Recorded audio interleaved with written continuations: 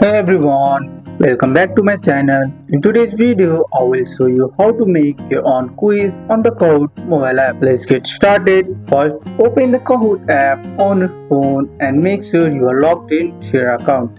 Once you're on your home page, tap the create button at the bottom right. Now tap on blank canvas. Give your quiz a title like math quiz or history game.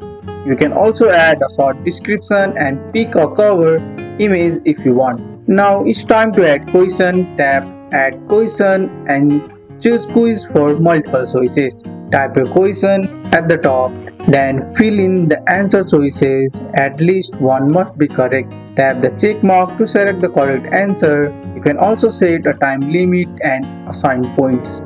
When you are done, tap done or add another question. Once you have added all your questions, tap done in the top right corner. Now hit save or publish. You can choose to keep your quiz private or make it public so others can play it too. And that's it. You just made a quiz on the Kahoot mobile app.